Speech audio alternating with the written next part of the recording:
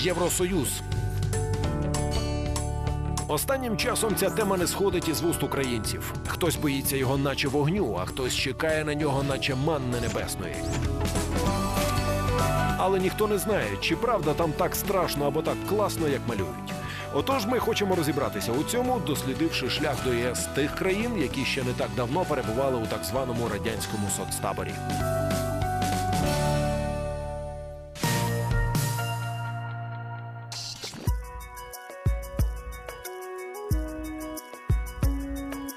Сьогодні ми розкажемо про країну, яка очікувала на членство у Євросоюзі найдовше з-поміж країн-сусідів. Через що саме довелося пройти маленькій Болгарії, добре знає доктор економічних наук Петър Зашев. Я бизнес-тренер и директор программ в сфере корпоративного обучения. Наши клиенты – самые большие финские компании. Цей колишній болгарин добре знає російську, адже тривалий час навчався в Росії. Утім, нині він мешкає у Фінляндії, звідки часто виїздить до інших країн навчати бізнесу по-європейськи. У меня получается успеть везде. Як вийти на нові ринки? Як адаптувати державу та бізнес до умов гри в Євросоюзі? Відповіді на ці питання Петър Зашев привіз і для українських бізнесменів та чиновників. У нас в Европе есть очень много хороших чувств и хороших настроений и желаний искренне помочь Украине стать частью европейского семейства.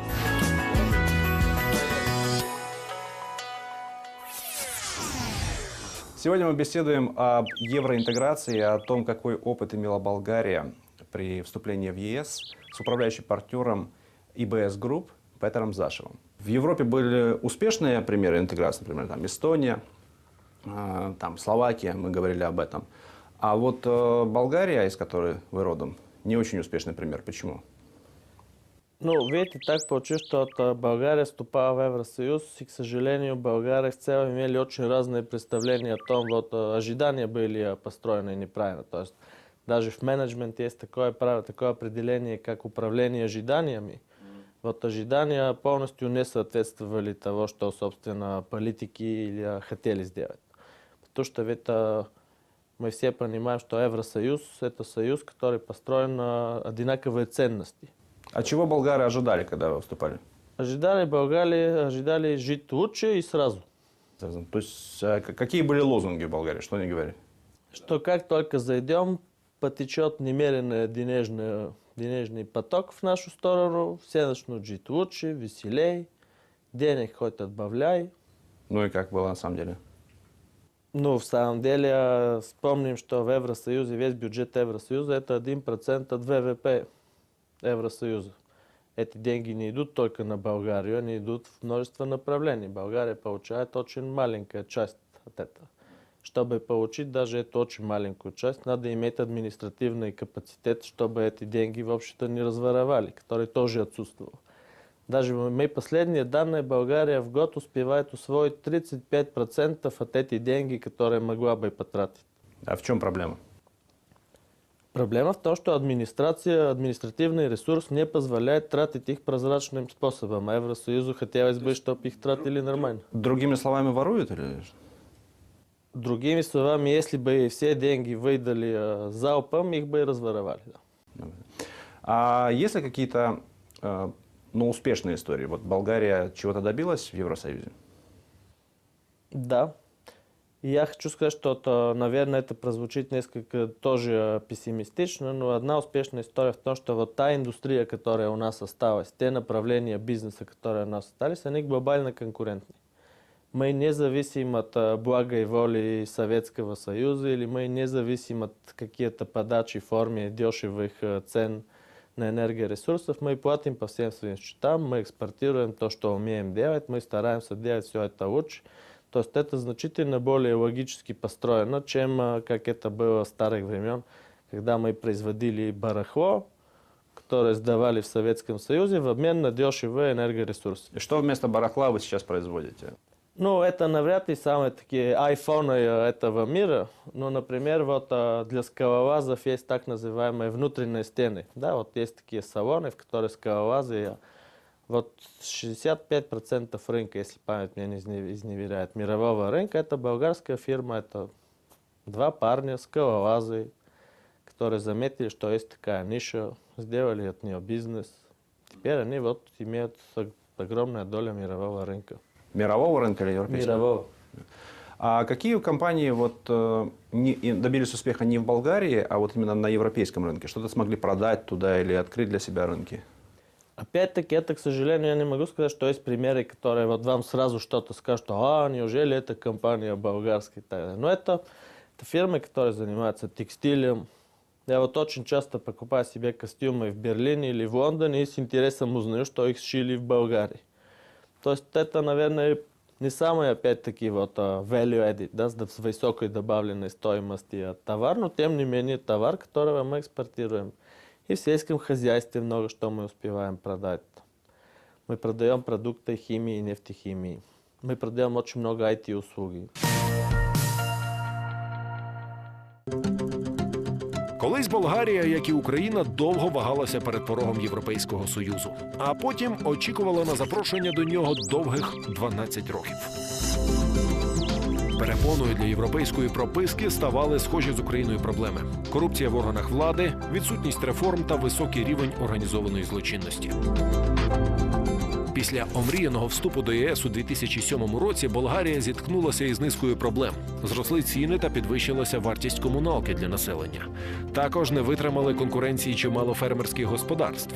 У підсумку болгари почали сумніватися у правильності власного вибору.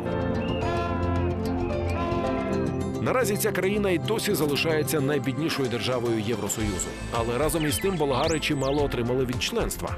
Насамперед гроші – 11 мільярдів євро. На оновлення інфраструктури, освіту, розвиток підприємництва. А ще додайте відкриті європейські кордони і хороші дороги. То наче не так уже і мало для країни колишнього соцтабору. І найголовніше – до Болгарії потягнулися інвестори, для яких спеціально створили податкові пільги. Започаткувати бізнес у цій країні наразі простіше простого. Тим більше, зважаючи на активний розвиток сільського господарства, текстильної промисловості та IT-технологій. Словом, початок до успіху покладений.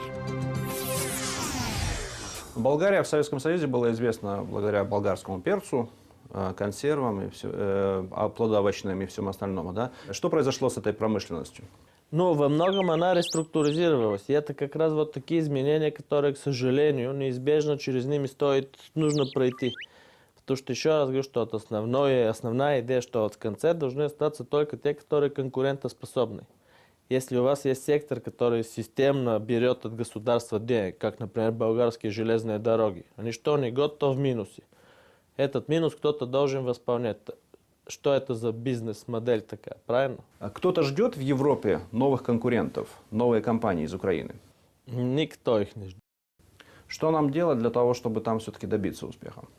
И как начало понимать, что вот в этом то, что нас никто не ждет, нет ничего страшного. Наоборот, было бы удивительно, если все замерзли, смотрят на часы, думают, вот интересно, где конкурент это из Украины? Что общая идея, еще раз хочу сказать, что общая идея, что дверь открыта. Вот сейчас есть соглашение между Украиной и Евросоюзом. Дверь открыта, но это не означает, что там сидят и смотрят на эту дверь и думают, ну где они, когда они придут. Нет, вот кому интересно, кому угодно, вот в условиях равной конкуренции, в условиях ясного законодательства, вот по всех правил бизнеса, с хорошим маркетингом, с хорошим продуктом, с хорошей бизнес-стратегией вперед. Как я думаю, на русском говорят, кто первый, тому и тапки. И в этом очень большая разница, что вот наши ожидания, вернемся к вашему вопросу, наши ожидания в Болгарии, что Евросоюз это некое повторение Совета экономической взаимопомощи, что в Брюсселе собрались, сказать, что вот этот процент рынка брынзы это для Болгарии, помидоры вот эти для Болгарии. Нет, там нет такого, там кто лучше, тот и молодец. И поэтому нечего обижаться, что вот сейчас вы заметите с временем, что вот к вам рынутся немцы из Скандинавии, у них налажена бизнес-модель, у них налажена бизнес-система, у них хорошие продукты, у них хороший маркетинг. И на то вот есть так называемые копенгагенские критерии вступления в Евросоюз. Один из них, эта страна сможет отстоять конкурентное давление со стороны Евросоюза. И это, в самом деле, очень хороший вопрос и очень хороший критерий. Потому что вот это очень серьезная сила, с ними очень сложно конкурировать. Потому что у них хороший продукт, хороший маркетинг, У них налажен механизма и как выходить на новые рынки. А мы в этом деле, Украина, България, мы в этом деле слабее. И чем быстрее мы поймем, что, во-первых, надо быть активней. Но понять это одно дело, а другое дело достичь этого. Потому что если у компании изначально нет средств, то как она может это достичь? Это не совсем верно. Это не совсем верно. Обычно в международном бизнесе люди начинают, и вообще интернационализация начинается так называемым региональным подходом. Вот вы, скажем, работаете на Украине, потом вот вы заметите, что вот то, вот до Польши, то рукой подать. Наладили какие-то контакты в Польше, наладили какой-то экспорт в Польше. Потом вот вы заметите, что и в Румынии это можно попробовать. Она тоже недалеко, это тоже сравнительно небольшие деньги. Сделали в Румынии, а потом уже вот постепенно расширяясь, теперь вот вы начинаете точить ножи, что вот не пора ли нам, товарищи, замахнуться и на немецком рынке.